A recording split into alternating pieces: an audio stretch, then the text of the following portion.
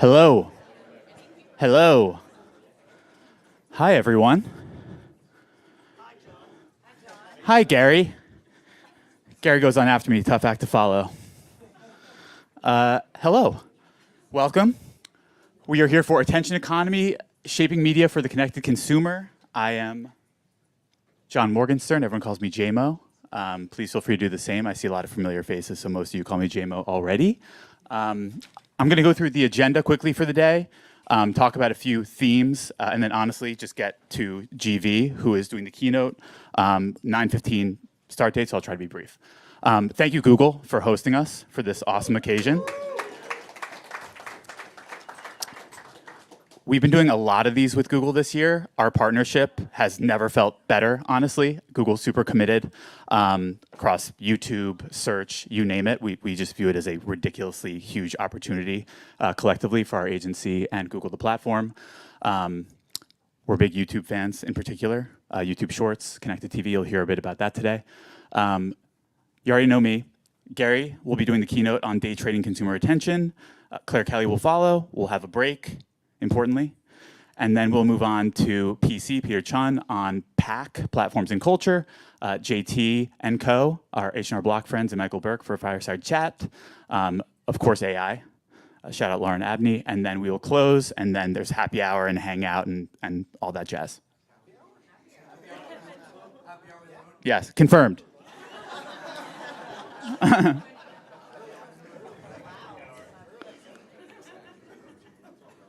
Awesome. Last time I was here, real quick, this is on the Vayner TikTok. If Michael Burke is in here, we were filming a session. Earthquake happened, recorded. Oh, we tried running YouTube and it doesn't work. Mm-hmm. Like something binary like that. Whoa. A little subway? Is that an earthquake? Is that an earthquake or a subway? I've never felt a subway under this. Is that an earthquake? You get the picture. You get the picture. Michael was certain it was an earthquake, like from the get, to his credit.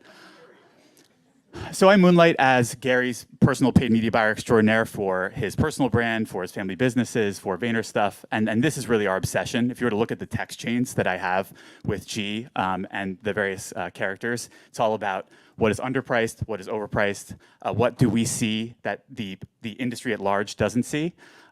I've updated this to include air chat. I don't know if any of you have been hearing about the air chat over the weekend. It's on that huge kind of come up streak. So if you know tipping point, it's that kind of idea. Part of why we love YouTube so much right now, and we're so excited to be here with Google, is we really view this trifecta of Shorts, YouTube CTV, and YouTube Classic as all just still like underpenetrated versus what it deserves. And then AOL Instant Messenger on the far right. Awesome. A big theme you'll hear too is meeting consumers where they are, going from, and Wanda and Rob, I see them here, talk a lot about, instead of going top down, like comms, plan, messaging, like add more bottoms up, consumer informed, what audiences are interested in. Relevance is the gateway to reach. And so kind of meeting in the middle of course, it's important to have your brand pillars and values and everything, but you also have to respect what audiences are interested in and how to be relevant to them, especially in the short form video era. So you'll hear a lot of this too. Last piece being your brand is being built with or without you on these platforms, I think is a big one, where especially on a YouTube Shorts or a Reels or a TikTok, just go in, and even if you're yet to do an organic activation, you'll see there's tons of activity going on, and you have to respect that, learn from it, and then hopefully jump in. But without further ado, I'll intro Gary Vaynerchuk to do our keynote. I think I might, yeah. Morning. I've been really concerned about our business world getting soft, and I can fully confirm that I just had my tipping point moment. If we're doing happy hours at noon on a Monday, we're pretty fucked. So I'm pretty close to retiring. It's been a nice run. Loved working with so many of you.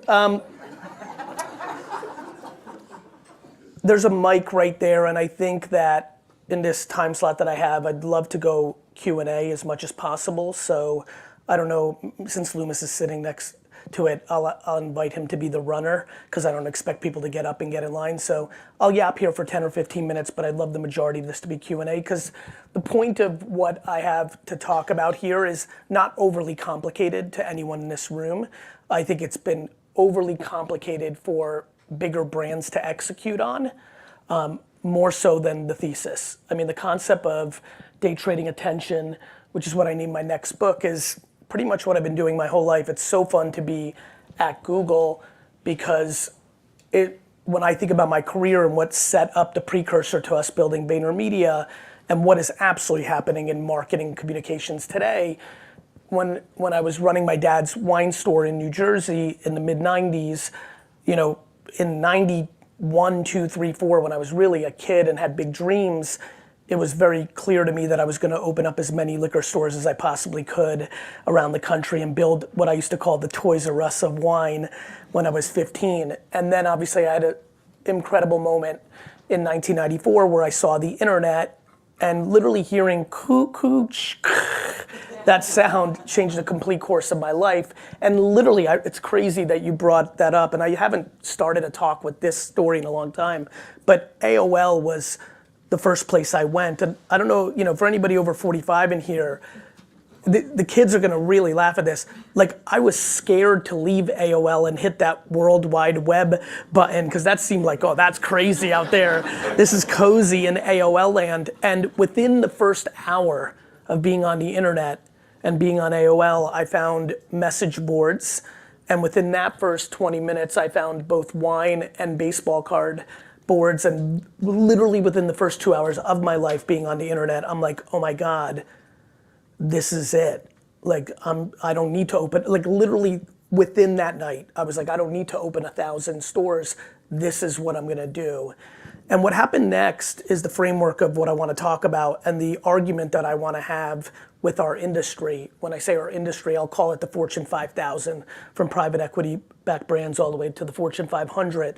I believe, as we stand here this morning, that we are wasting an incredible amount of effort, money, media dollars, and creative dollars on trying to make the thing happen. And I think the chasm of how big it is dramatically bigger than this room, this building, this industry believes it to be. And so the concept of day trading attention is very simple, which is marketing, as many of us know, has been slow in its prior world, right? From client brief to agency sitting on it for weeks and weeks and months and months and months to then doing something. I believe that we are now in a world where this is happening every minute, let alone every hour, and how good we are at storytelling, consideration, actual reach versus potential reach, and all those things really matters. And so back to that story and why I'm so happy that we're doing this here. For me, first, the biggest point of day trading attention was having a website versus trading on a retail store and a catalog. In the wine business, it was all have a store, have a catalog, and then the big thing, the fastest thing, was the Wednesday dining section of the New York Times, doing full page ads once a week in that place. Having a website was my first arbitrage. My next one, which was substantial for me for a decade, was email marketing. Again, a lot of young heads in here, but when I was email marketing in 1996, first I was sending as many emails as humanly possible, because I was completely convinced in 1996 that email would eventually not be free.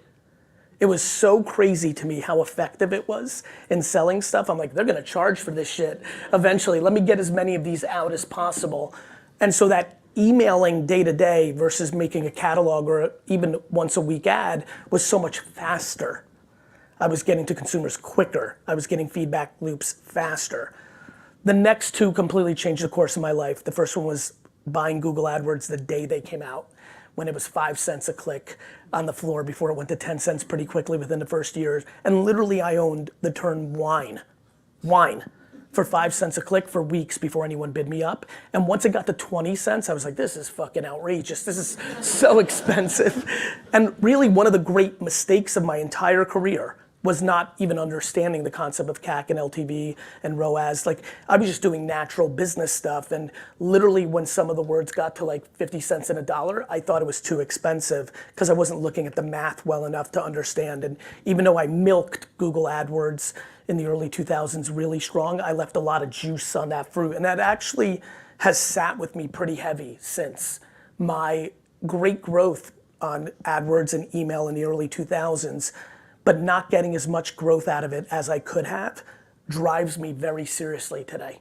It has really framed the way I think of as a marketer, because that's why I get so loud and go so hard when a new TikTok comes, or why over the weekend I'm talking to my team about air chat. Whether it works or not is irrelevant, whether it becomes TikTok or it has the fate of Social Cam or Peach or Vero or all the other things that have come along and had a week or month or two. The underpriced nature of the attention while you're on it is quite remarkable for that period of time. And if you don't understand it, if you don't know the nuances, when I look at this room and have a very good understanding of who's here, the delta between being an A+ student at this skill and being a B student is everything.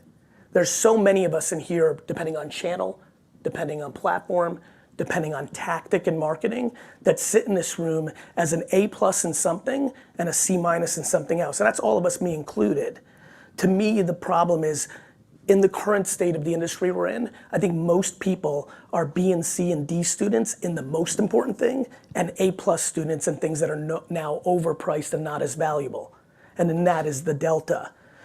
And then finally, the real tipping point that leads me to even standing here in my career was on February 20th, 2006, less than a year after it came out, I started a show on YouTube making wine videos, and that obviously changed the course of my career. And that was the first time in my career, because that's now 2006. I've been really running the business day to day since 98, but really at the kitchen table with my dad since 92. And so let's call it, that was 14, 12, 10 years into my business career. And for the first time in marketing, I understood that you didn't have to spend dollars, media dollars, to actually get sales. It was the first time I was affected by organic creative that had no media spend behind it, truly driving the sales of my business. And that became the formula and the precursor to what we are here today. And so what I really want to talk to all of you about, because I think the rest of the day, you're going to get incredibly detailed by, yes, one of the true companies in the world that has many variables on underpriced attentions. Shorts is underpriced. YouTube pre-roll long form video should own the television market, the television commercial market. It doesn't. There's many reasons why. I was here a couple weeks ago stating my case why I think it has a lot to do with the incentives that the holding companies have and where the money's actually made. But if your life depended on it and you had to make a 30 or 60 or 90 second video to sell something, and you really had to spend a lot of money to make it happen, and the maximum amount of sales really dictated the outcome that you're looking for, you would never, ever not consider the YouTube products on proper YouTube. Forget about YouTube TV for a second. YouTube proper, or OG, or whatever the fuck you guys are calling it now, is the only platform where many people watch at scale. The amount of minutes of classic YouTube consumption is extraordinary. Many of you have your parents, not you, forget about you, your parents consuming an extraordinary amount of YouTube classic on their televisions. And because of the nature of how that pre-roll works, if you actually knew how to make a video that actually worked on that platform, which is never, and I mean ever, in the form of what you would conceive as a commercial, or as we know as a commercial. If you were to make a video that understood how to do its thing in the first second before the actual video that that person wanted to watch, or in the middle of the video that that person watched. If you knew how to make a video that understood what needed to happen in the first second of that video to make them watch the next 2 minutes, you would sell more stuff than any other video in any connected TV. And I mean, the fact that there's money still being put into traditional television, network and cable, only speaks to how fucked up our industry is. There is no logic. Do I think some people see commercials? Of course I do. Of course people see them. But how many for the price associated with our buy? The concept of day trading attention isn't that anything is dead. You can run a print ad. I would buy full page ads in the Wall Street Journal today, every day, if they were $800 a page. This is not an argument that things are dead. This is not an argument of anything other than, do you care about the price associated with the thing you're doing to create the outcome in business that you're doing? It's as simple as that. And we have an extraordinary chasm, and it's been getting wider and wider, of underpriced attention and overpriced attention. The underpriced attention is the thing that I probably have the most passion about, which is until our industry and our platforms fully get behind the concept of the importance of organic social media in today's environment, I think that we will continue to have the missteps on the creative side associated with all marketing funnels, right? I think the punchline is, I think everyone here probably understands at this point that you could have anyone's and everyone's attention. You could have all 8 billion people on Earth's attention in a 30-second video, but if the creative isn't right, you're not gonna achieve the goal, right? I always scream to my belief about Super Bowl being the most underpriced ad in marketing, which I continue to believe. I don't believe, even in our best day trading, and Vayner is obsessed with this at scale, I don't believe we on our best day can get 140 million Americans to watch 30 seconds of a video for $8 million. It's just too hard. As great as Google and Meta and TikTok, like, you just can't get it done. So Super Bowl as a media buy is the best ad opportunity in the marketplace. 2 problems.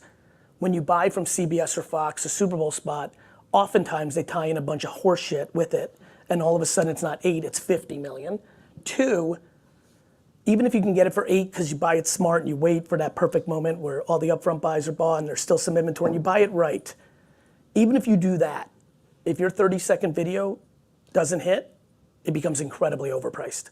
Because you know that video is gonna cost money, the production, and especially if you do it classic, the agency fees a lot, the production fees a lot, the talent you put is a lot, and it becomes very expensive, and all of a sudden you're in for 12 million and you get $1 million in value. On the flip side, if your creative crushes, you get 30, 40, 50, 60 million value. I think the one, and I think there's enough on this on the internet if you want to dig into this, I think Squarespace is the really interesting company to follow on what they've done on this over the last 15 years. They've done, I think, 11 or 12 Super Bowl spots in 20 years, or 8 and 12, just a lot. And they'll tell you year by year, sometimes it's the single best thing they did, and some years it's completely the worst thing they did. And it goes back to the biggest argument I will always have to the end of time when it comes to comms and marketing, which is the creative is the variable of success. However, our industry is delusional about creative. Our industry puts production value and 1950s Mad Men DNA on a pedestal in 2024. We literally continue to have the industry write about TV commercials as the ad of the week in a world where 90% of our society could give a shit. I'm literally leaving here right now and going down to Miami for this conference with a bunch of CMOs, and 80% of the talks will still be about TV-centric or brand positioning or a lot of academia that no longer exists with actual consumer realities. So, you know, what I'd like to spend the majority of the rest of my talk on is the questions or concerns of the collective group in here, the things that aren't clear to someone on this basic framework, which is the following. I believe that the brands and individuals, companies and organizations that will win going forward will understand that you are doing advertising every single day and that you are putting out meaningful ads every single day. And those meaningful ads, my friends, are individual written video or picture posts on the 10 platforms that matter, that eat up the mass majority of attention, right? And they're nuanced. Shorts, for example, if we're giving a little love to our hosts, Shorts is interesting to me because unlike some of the other short form video platforms, YouTube is the second biggest search engine in the world. Number 2. And the amount of people that go and search things on there, and even with the rise of, you read the headlines of TikTok and Instagram search, there's still a real chasm. Those are fun headlines, and it's growing, but YouTube is a disproportionate number 2 search engine in the world. And when you make an individual short, every short I make from what I care about, I title more for search engine logic than I do almost, like sometimes my title makes no goddamn sense with the video I'm putting out, mainly because I'm so obsessed with, in 4 months, somebody's gonna search against this title and I'm gonna show up. And I think all of you understand that unlike the other short form video platforms, that shelf life to have that short form video in a shorts environment is dramatically longer than it would be in the alternatives. That goes back to what I'm saying about the A+ versus C- capabilities. If you're thinking about shorts exactly the same way that you're thinking about a Reels or a TikTok, you're now taking out some of the variable differences within them. Forget about demo and age, and more importantly, what I can definitely tell you as someone who's organically marketed in these platforms since 2006, the room you're in matters. Literally every sentence in your copy, depending on which platform you're on, I think this should be very common sense. If you're posting the same video on LinkedIn, that you're posting on Twitter, that you're posting on Facebook, that you're posting on TikTok, there should be some post-production subtle nuanced changes you make to the first, second headline, things of that nature. But at its bare minimum, the copy associated with that video should be incredibly different based on the room you're in. I mean, it's not super hard to say, hey, business travelers, as the opening line to a LinkedIn post that might be, something different that you would put on a shorts that might say, hey, college kids, but still have the same video, depending on that video. And so I find a huge, huge difference. And I wonder if Google, YouTube will talk about this today. There was something that happened years ago with Meta that I will never forget, which was, in a 2-day period, I was in the San Francisco office with brands, and then I was in the Austin office with brands. And everything that was coming out of Meta's mouth in San Francisco to Fortune 500 brands was completely different than what was coming out of their mouths in Austin for small DTC, small business brands. And I remember always believing that that was happening, but it was right there in front of my face in a 2-day period. Ironically, this is one of the first weeks in a long time that I'm going from San Francisco to Austin for different reasons, so it's fun to tell this story. But I remember that was the final nail in the coffin, and I would argue, and I've said this to my YouTube, Google friends, I think the platforms have to do a better job of telling Fortune 500 companies the truth. Because I think that they often struggle or complain about brands not moving fast enough, but I think if I could inspire anything, I want to inspire Google to tell these people the fucking truth. I think that Google does an atrocious job, including all the other platforms, in really telling the holding companies in the Fortune 500 the truth, because they're aware that their creative capabilities aren't there to actually get it done. But that's okay, AI is coming to put them all out of business anyway, and so that will be good. And so I think that's the conversation. The conversation is, does this room understand the history of advertising when everybody in radio copywriting made fun of the television people? Do we know that? Does this room know that in the late 50s and well into the 60s, if you worked in an ad firm and you worked on TV, you were the runt. You were the person that does social media today. You were the not as important. That video thing is not as classy as the written words that are read by a man on terrestrial radio. That was the pedestal. Do we understand that? Because this industry has an incredible capability of underestimating the current place where consumers' attention is, because they put, like every B2B company, they put their own money and capabilities on a pedestal, not where the actual consumer attention is. And so that's what we're sitting in right now at the highest levels, and the chasm is growing. And there's a very big elephant in the room, especially for CPG companies, because CPG companies consolidated over the last 50 years into all these big holding conglomerates. And they were able to win on distribution of both media and retail. And both of those things have been commoditized. The amount of brands every day, and all of you know it because all of you consumed it this weekend, the amount of brands that have gone from 0 to tens and hundreds of millions of dollars on just a Shorts, TikTok, Facebook, Meta, Google infrastructure on ads versus television, and on Shopify and Amazon versus having the scale to be able to even penetrate a test in a Walmart or a Kroger's or a Walgreens. So I'm just curious what everyone's waiting for. And I believe what everyone's waiting for is to go out of business.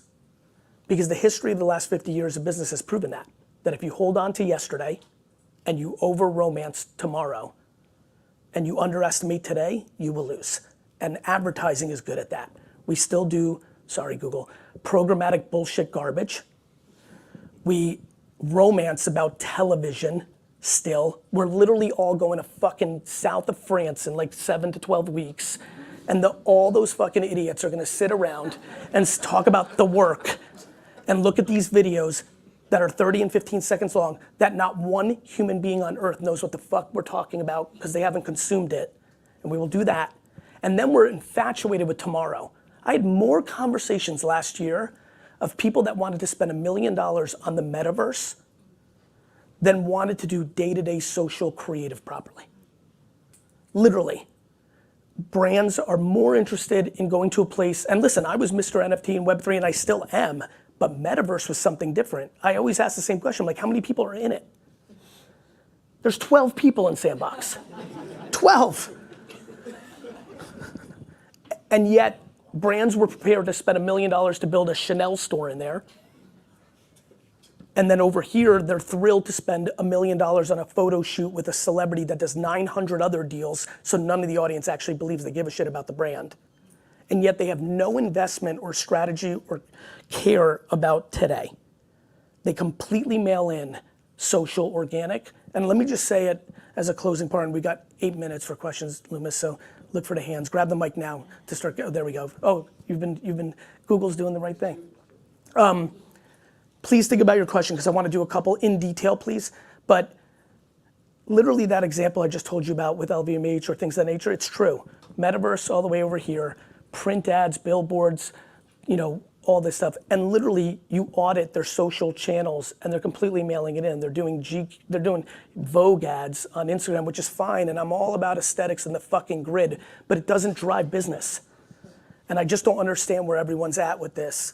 And so I believe, as a final statement, for everyone in here, all my employees that are in here, everybody on the outside, Google, until everyone in this room understands, as of this moment, organic social media creative is #1 most important thing in marketing today, they will continue to leave opportunity on the table. And I tell you, there's not an organization in the Fortune 5000 selling stuff that has organic social media as #1 on their list.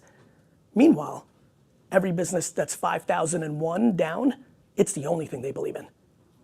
It's why they're growing.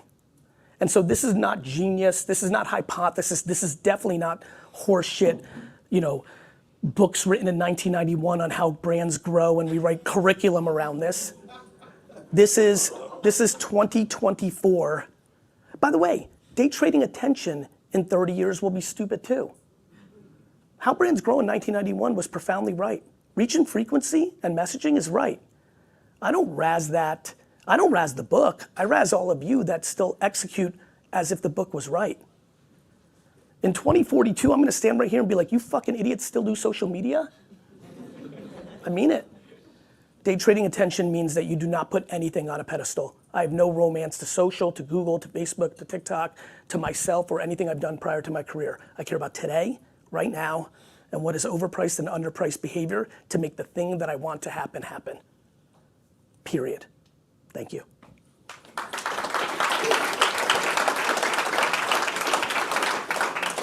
All right, who's got questions on that? I have one question. Gary. Hey, brother. Todd Madura from Duracell. So your team does a great job on organic social content for my brand. Thank you. And so you'll, drive maybe 100 million impressions for us, and I'll tell that to my boss, the CMO, and he'll say, that's great, but I could spend maybe a couple $100,000 and buy those impressions. He's wrong. What do I tell him? I'll tell you what to tell Ramon. Yeah. Ramon, you're wrong. You're buying potential reach, not actualized reach.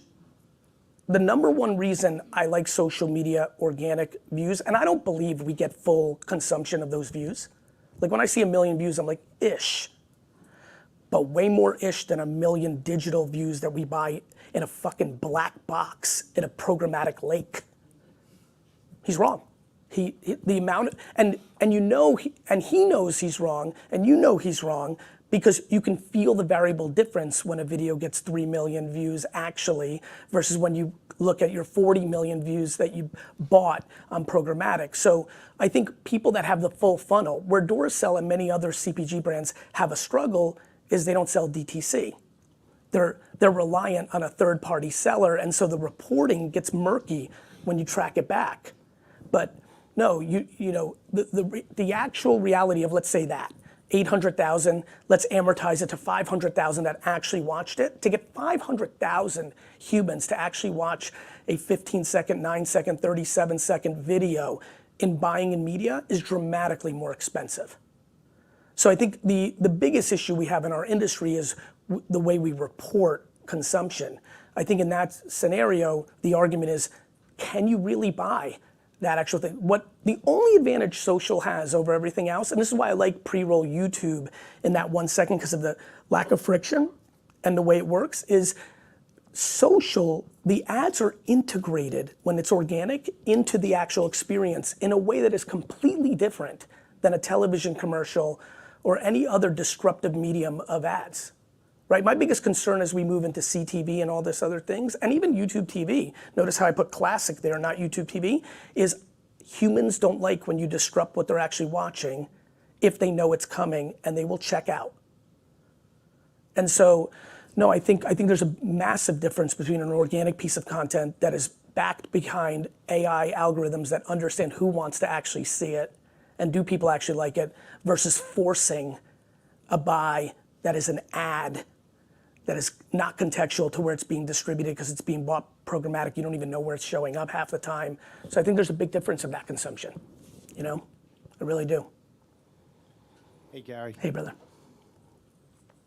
You're good. It's not a very big Hey, room. I could talk louder. Joe Kaplan, Chief Strategy Marketing Officer, Winland Foods.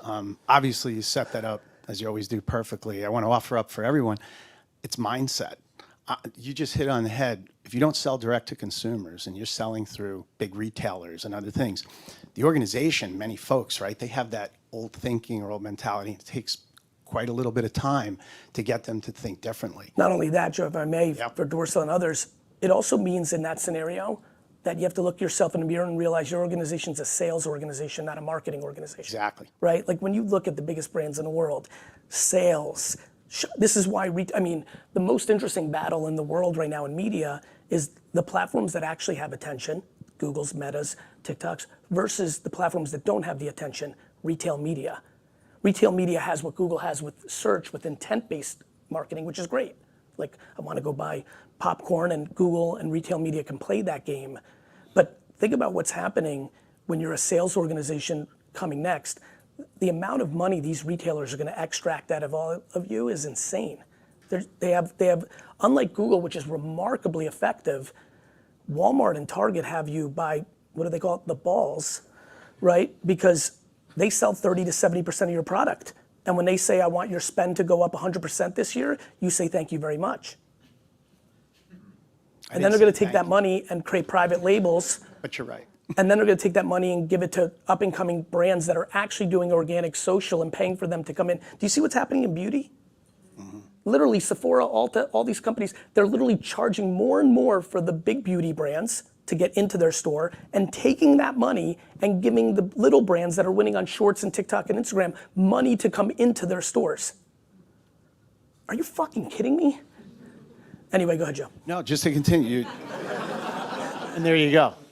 Set them up perfect. No, but what's really interesting is there is hope. I can tell you there's hope because I I agree. just sat in on the meeting with the big guy you mentioned, the big W. Yep. And it took 3 or 4 meetings to get the understanding of, we understand there's a huge trade budget, and we understand we can all buy volume and do all of that.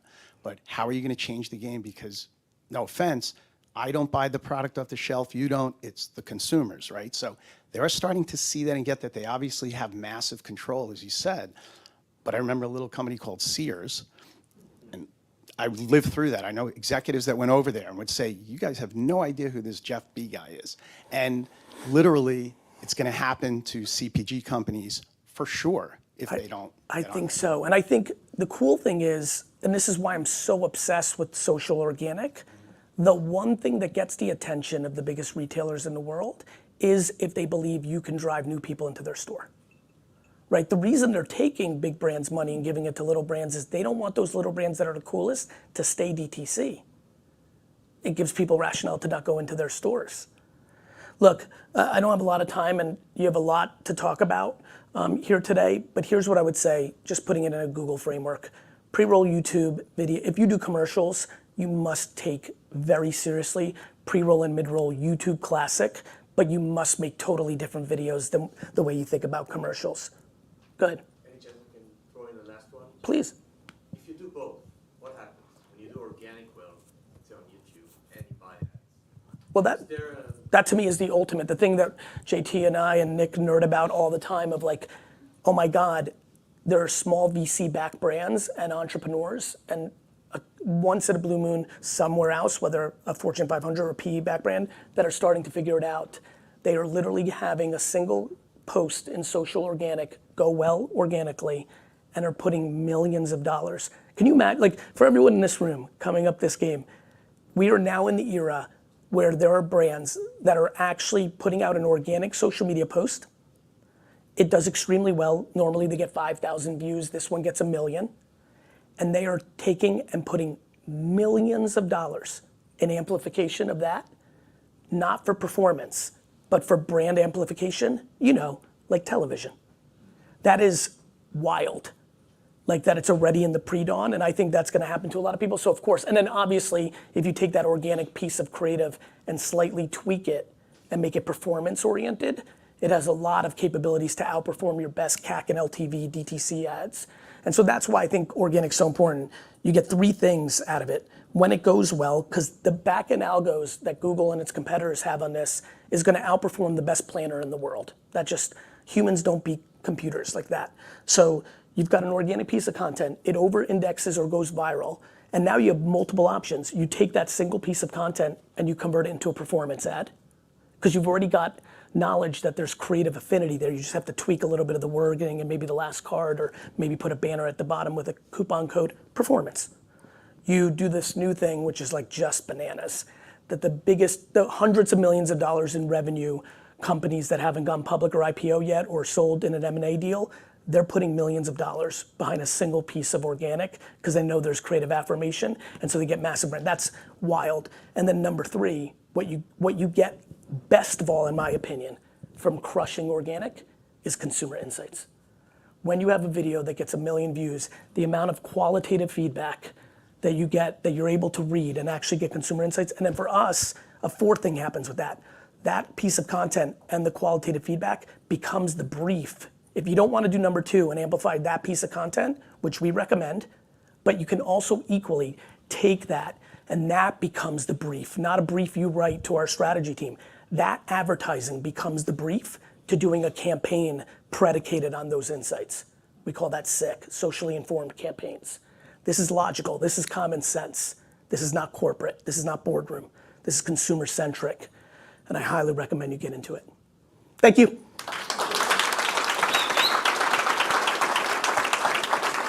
Claire, are you coming up? Claire's taking over.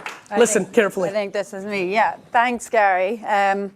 Whatever about the nightmare slot being after lunch, I think actually the nightmare slot might be right after Gary on a morning that's about attention with a room full of faces. But anyway, it is great to see you all. Welcome here. Welcome to our new building. I hope you're enjoying it. It is pretty, oh, these are no, there we go. It's wonderful to have you here. As Gary mentioned, look, he set up a lot of what I'm going to talk about, right? I'm from a team called VaynerX, and we are completely obsessed with making sure that our clients, many of you here in the room, have the ads and content that you need to be successful on YouTube. When you win, we win. That's what we care about. And Gary's masterful about putting something out there and making sure that we all pay attention. So my goal here today is to give you 3 ways that you can think about making your ads work as hard for you as possible on YouTube so that you can reach your goals. Sound good? Great. Gary set this up. I think we can all solve this very complex mathematical equation. I have a 4th grader doing a lot of fractions at the moment. What drives the biggest impact? Of course, it's creative. Creative is, by any measure, the thing that is going to drive the biggest results for you. It's not to say that media strategy isn't important. Of course it is. Media and creative working together, critical. But the time, the investment, the dollars that you invest in creative are going to have a disproportionate payoff in terms of your ROI. And we love that. We see this even more importantly nowadays with the advances in AI. I'm not going to talk about AI. Lauren, my friend, will be talking AI later on. There she is at the back of the room. We joked about playing AI bingo. You know, we're going to keep it under control. But as media becomes increasingly automated, creative is really the last line of defense. Or if we think about it in a positive term, it is our great frontier where we can lean in and really drive differentiation and results. And kind of it's always been thus. I started my career a long time ago at Ogilvy in London. And despite Gary's point of view on some of the older books, I think a lot of David Ogilvy's sayings actually really still hold true. There's so much wisdom. One of my favorites, the customer is not a moron, the customer is your wife. And also, you cannot bore people into buying your product. You can only interest them, right? And that holds true even nowadays across media that David Ogilvy could possibly only have dreamed of. We can't bore people or force them into watching our ads, paying attention. We can only interest them, right? So how are we going to do that? Well, if we think about how people are watching nowadays, let's just set the stage here a little bit first. We've actually got what seems like contradictory behaviors over the last couple of years. This is what we see on YouTube for sure, but across the whole media spectrum. And it's been exacerbated post-COVID, right? So on the one hand, you have this explosion of streaming and CTV and longer content, right? Have you noticed how movies are actually getting longer, how there are more movies? We don't just want a movie. In fact, we want a whole series, or actually we want a bunch of series and we want to binge them and we want more and we want more and we want more. And then on the other hand, we have the explosion of short-form video, right? We've got TikTok, we've got Reels, we've got YouTube Shorts, 70 billion plus daily active views on YouTube Shorts, right? It's a mind-boggling number, right? So those are very different things, right? You've got like the very high-produced, long, lean-back stuff that we're all watching, but you've also got on-the-go, creator-led, lower production values, scrappy, text overlays, all that. They're sort of very different. But actually, what we see is there's a commonality, which is about putting the choice in the hands of the consumer about what they want to watch. Think about your own lives, right? It depends on the context. In the evenings, maybe after a long day, you might want to sit back on the sofa and watch something beautifully produced and really zone out for an hour. If you're waiting for a train, you're going to want to be dipping into your mobile phone and like scroll, scroll, scroll. What have you got? What have you got? Right? So it's not actually about an either or. It's about really understanding the context that someone is in and meeting that with your message. And that is true for advertising too. We expect almost the algorithms to read our minds. And that is a tough challenge for advertisers, but I think is one that we can meet. So I want you to think about the last ad that you saw, or even for the marketers here, the last ad that you put out there into the marketplace. And really ask yourself, was that ad an interruption or was it an invitation to engage? If it felt like an interruption, why might that have been? Maybe too short, too long, wrong screen, wasn't taking advantage of those first 5 seconds that Gary talks about, that I'll talk about more, that are critical. Or was it an invitation to engage? Did it connect? Was it relevant? Was something about it that sparked your interest that made you go, no, not going to hit skip ad? That's the opportunity, is to really put ourselves in the mindset of thinking how we can make our ads an invitation and not an interruption. So that gets me to how this all comes to life on YouTube. And we have 3 distinct levels that I can share with you about how you can put this into practice for your own advertising campaigns. We'll start at the fundamentals, because it's always a good place to start, and then get into more interesting things. And I'll show you some work, because that's always a bit fun. So first off, it's always good to start at the beginning. And forgive me, I know you're all experienced marketers, and there were maybe parts here where you say, Claire, you're telling me water is wet.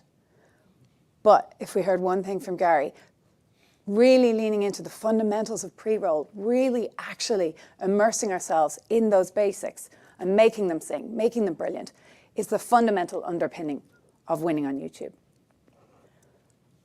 No more do you have a captive audience. I grew up in Ireland many years ago, and we had 2 TV channels, right? There was a big day when we expanded to 6, okay? When you are talking about that level of choice or lack thereof, then a captive audience is pretty easy, right? And when an ad comes on, there isn't that much else to do. And so our narrative structure here on the left makes a lot of sense. I can tell you right now, I have a lot more than 6 channels. I probably have more than that in terms of individual streaming subscriptions. I don't like to total it up at the end of the month because it's a scary number. We really have to think about the narrative structures that we put out there in the stories that we tell to gain attention. Captive audiences are gone. Look over here on the right. I talk about it, I have a sweet tooth, about giving people dessert first. What are you going to offer people at the very beginning so that they're going to listen to your message? Really thinking about starting high, really thinking about keeping this heartbeat going. And this is the fundamental thing. You have to earn the attention. Remember that when you put an ad out in digital, what your message is putting out is getting in front of the thing that people want to watch, right? So how are you earning that attention? Why should they watch? And when they do watch, how are you maintaining it? How are you rewarding it? I know that the words creative best practice framework are not going to set the hearts on fire of most people in this room. But I'm going to go through it very, very briefly anyway, because we know that this stuff works. We have a fundamental creative best practice framework here, ABCD, and we know that following it drives results. I'd love us all to think about just those basic building blocks, right? In the opening few seconds, how are you grabbing attention? How are you featuring people? How are you keeping that pacing up so that people watch?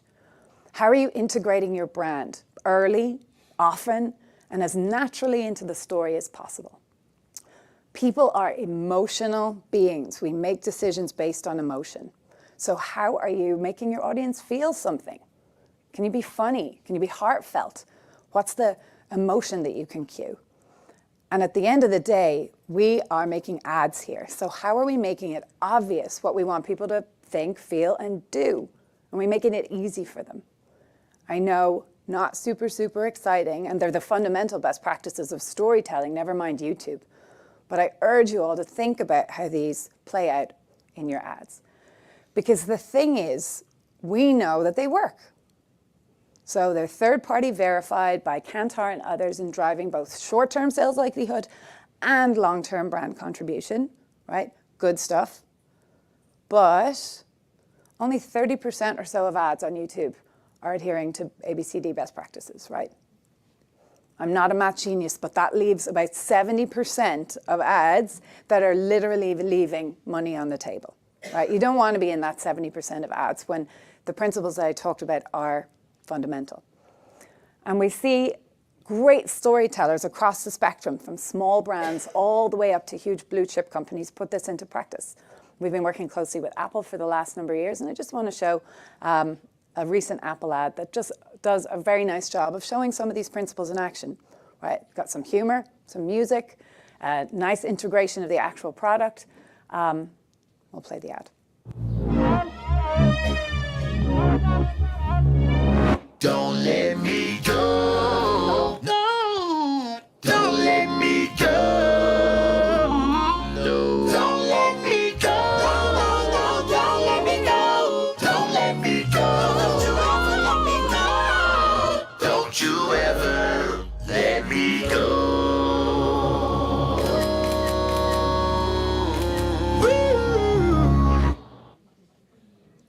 cute, okay? Don't tell me that wasn't about earning attention, right?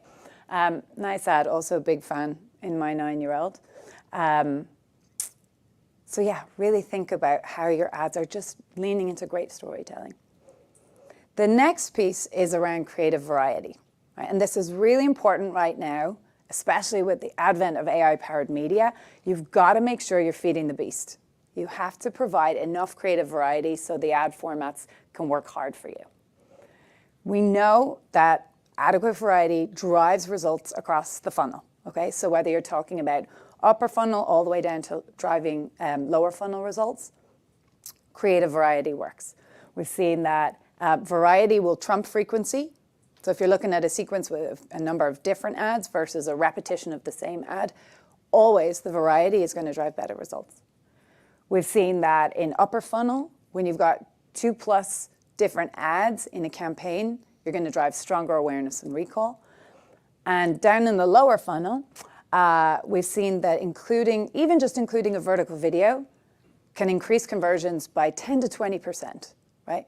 And that can be as simple as a vertical version of your main video, right? This is so important to performance that across the board, our recommendation is for all of our AI-powered formats, at least 5 versions. Now, it doesn't have to be onerous in terms of post-production. It can be different orientation, horizontal, square, vertical, different calls to action, perhaps different, testing different openings. But really, really think about how you're feeding the beast. Let that AI work hard for you depending on your marketing objective. And I want to show an example here from Volvo. So this started like last year, a year ago. They created a creator ad with Andrew Wan, who made this incredible video of a music video where he remixed the sounds of Volvo to make this beautiful ad. Very successful, and so wave 2 of the campaign involved Chloe Flower, a YouTube creator, also leaning into the convergence of music and the car. But it wasn't just about a talent swap this time. This time, Volvo really leaned into AI-powered formats and created different cut downs, horizontal, square, vertical. I'm only going to show you a couple, and has done tremendously well. I'll play the 1-minute long master film, if you will, so to speak, and then the cut down. The Volvo C40. Engineered like a song.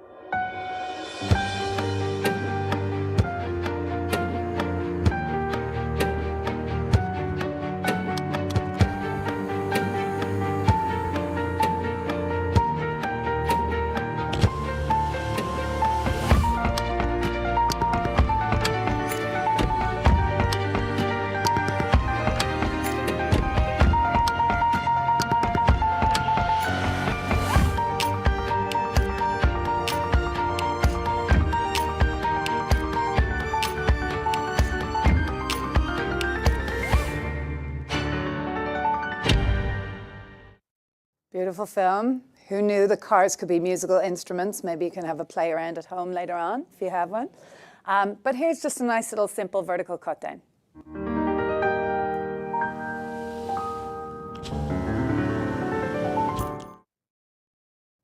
Not hard, right? In theory. We also have AI-powered tools that can help actually do this for you to make it as easy as possible, or you can work with your Google brand reps to have them created by Production Creative Works, a sister team to ours, right? But I urge you, just make sure that you've got that creative variety that will help drive results for your campaigns. And then finally, moving on to creative possibilities, right? So this is where it gets even more interesting and like really stretching into the creative canvas of YouTube. First of all, I'm going to talk to you about the constraints of length, or lack thereof, quite honestly. Pre-roll on YouTube, there really isn't a length limit as long as you are maintaining that attention, right? So you are no longer constrained to these artificial boxes of like a 15, a 30, a 60. You can take the time that you need to tell your story. It's all about just once you bear in mind that heartbeat attention narrative arc that I talked about earlier on. If you're gaining attention, doesn't matter where it's 36 seconds, a minute 42, or potentially 4 hours, like our friends at Nissan. So Nissan understood that the EV intender they were really trying to reach with their new Nissan Ariya really over-indexed and listened to the lo-fi music on YouTube. I'm sure many of you, any lo-fi fans, I'm seeing some head nods. Okay, especially post-pandemics, it's this low-fidelity, super chill music that people were putting on in the background as they were studying, working. It's just really nice beats to kind of chill you out and keep you focused on what you're doing. So Nissan thought there was something interesting in this, and they partnered with Lo-Fi Girl, a really popular YouTube channel, to create a 4-hour-long ad that was a custom track of this character driving her Nissan Ariya through some beautiful backgrounds. 4 hours, 18 million views, right? But incredible, incredible reaction. Let me play you, I won't play you the full 4 hours, because I don't think that would live up to the attention summit, but I will play you about 22 seconds if it works well.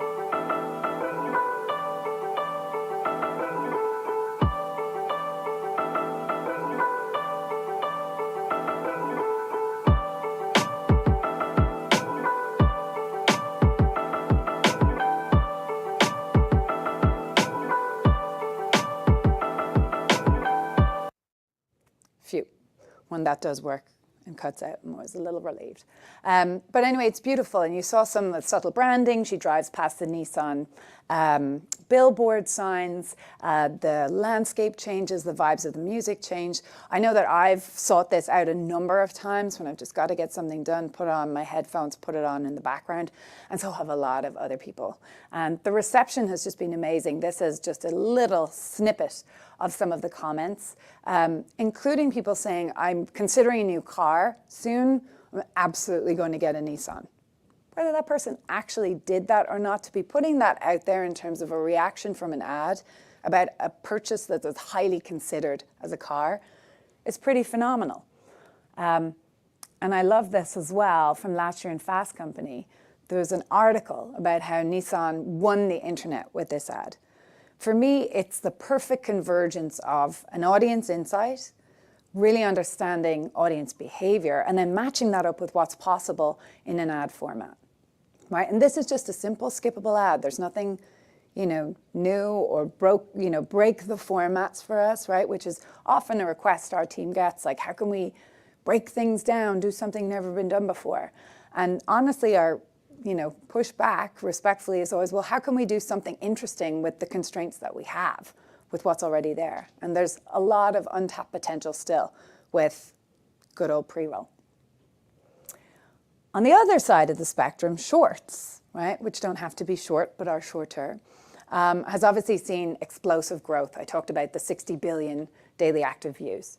I think we might have some friends from Hershey in the room, or from Mondelez as well. This is a recent campaign from Reese's for Halloween, so obviously one of their biggest times of the year. And I'm going to play the TV ad that they had for this Release the Reese campaign. They extended that into YouTube only with a dance challenge with 5 paid creator and 12 organic creator examples. So I'll show you a few, but let's start with the main ad.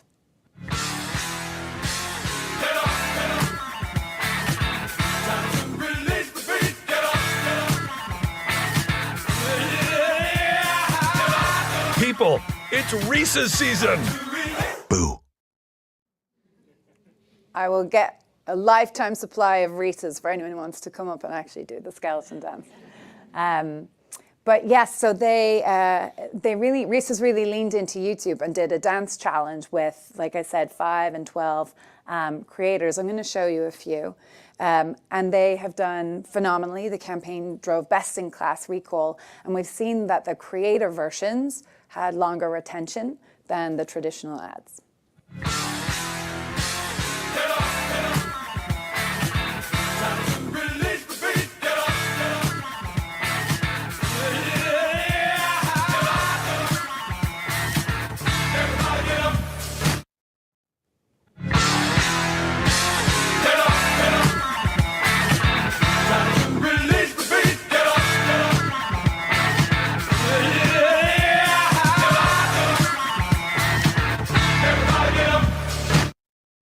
So it's all about, again, getting back into the context and the mindset of how people are, what they're expecting on that screen, on that short screen, short form mobile. Obviously, Dance Challenge is huge. Large supers, shorter, entertaining. So this is really exciting, and we're really excited about the potential of shorts, both from an organic and a paid perspective. Next, on to reaching your niche, right? YouTube is huge. We all know that. Gary talked about it being the #2 search engine. We have 500 hours of content that are uploaded every minute. Again, not a math genius, but that gets big. We have 2 billion signed in users, right? So no matter what your brand, your content type, your desire, your marketing goal, you can reach your audience on YouTube. The question is, what are you going to actually say to really connect with them, particularly if there's a niche, right? So personalization and intentional personalization is huge. And I'm going to show you an example from a category that you might not think of as a creative innovator on YouTube, pharma. Nurtec is a migraine drug now owned by Pfizer. And they know that weather is a trigger for migraines, right? And so they created an ad to help warn of upcoming weather changes, barometric pressure drops that could actually trigger a migraine. But they went further than that. They created 210 localized by the DMA versions that would actually, specifically warn of barometric pressure drops. And then we were able to actually build in a weather barometric pressure drop. I said that 3 times now. I'm going to leave it there. A trigger into AdWords at the DMA level.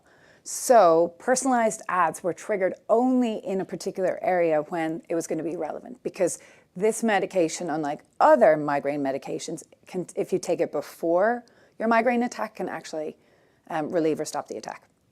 So let's play the main ad first. Migraine weather alert from Nurtec. There's a change in pressure heading your way. Take care. This may trigger a migraine. Take control of your migraine with Nurtec ODT, the only medication that can treat and prevent migraine attacks, all in one. Learn how to get Nurtec at nurtec.com. So I'll play the 3 changes. Migraine weather alert from Nurtec. Hello, Austin. There's a change in pressure heading your way. Take care. This may trigger a migraine. Okay, and then if you're in Roanoke. Migraine weather alert from Nurtec. Hello, Roanoke area. There's a change in pressure heading your way. Take care. This may trigger a migraine. And then finally, Lake Charles. Migraine weather alert from Nurtec. Hello, Lake Charles. There's a change in pressure heading your way. Take care. This may trigger a migraine. So there's all sorts of ways, no matter your product type, your brand type, your industry, that you can personalize. And it doesn't have to be complicated, as you can see from this, right? Yes, the back end in terms of the weather trigger, that was a little more technologically advanced. But really the creative, just having that simple DMA personalization really drove incremental relevance. And we know that ads that are felt to be relevant to me can drive 3 times the results. So really think about how might you want to customize and personalize your creative, and then match that up with what's possible on YouTube. And then finally, wouldn't be here talking about YouTube if we didn't also mention our creators, right? Creators are the lifeblood of YouTube, right? They are what has built our platform. They create an astonishing amount of incredible content, and it's really what makes YouTube amazing, right? Another 70 billion number that I think is really critical is that YouTube has paid out $70 billion in the last 3 years to our creators, right? We really, really believe that they are the lifeblood of our platform, okay? And so there's a tremendous opportunity for brands to actually collaborate with creators to help lean into, their authenticity and borrow some of that for their own brand, and then also connect with relevance for the audiences who really love our creators. I'm going to show an example here for Paramount Plus. So they recently collaborated with Eli Mack, who is a gaming and sports creator. And they wanted to drive awareness of the fact that NFL is now streaming on Paramount Plus. Right? So what I like about this ad is it feels more like a traditional TV tune-in message, right? Like Eli Mack is sort of spoofing that, but in his very authentic, funny way. And so this ad will appeal to anyone just watching YouTube. It's a very sort of ad-like object, but for Eli's fans and those who know him, you're really driving that extra punch of relevance. And big news, the NFL on CBS is streaming live on Paramount Plus. For more, let's go to Eli on the sidelines. Eli? Eli, the energy down here is electric. I just got word from Josh Allen that you can now stream the NFL on CBS live on Paramount Plus. I'm telling you, the focus is on the NFL on CBS streaming live. I'm saying, I agree. And it's all happening on Paramount Plus. That's what I'm saying. So we cool. Let's just agree. Paramount Plus, incredible. Eli, we agree. And now the weather. Thank you, Eli. There's a low-pressure system moving in across the Southwest, and you know what that means. Perfect Super Bowl 58 weather in Vegas. This is not Vegas. Paramount Plus, incredible. Yeah, man, I love me some Paramount Plus.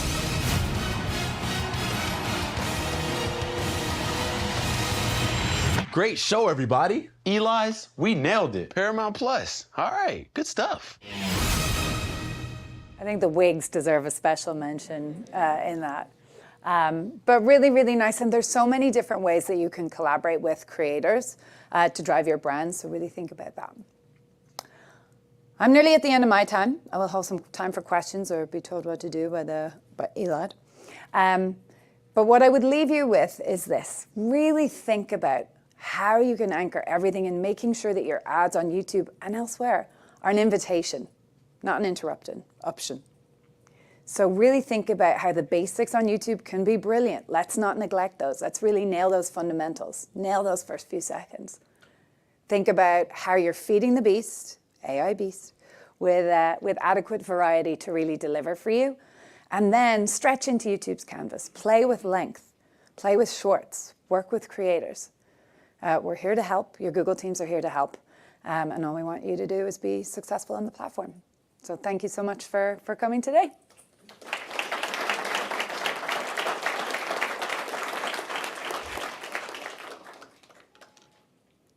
It's a cup of time. Any questions for anyone? Elad's brandishing a microphone. We're good. Break time.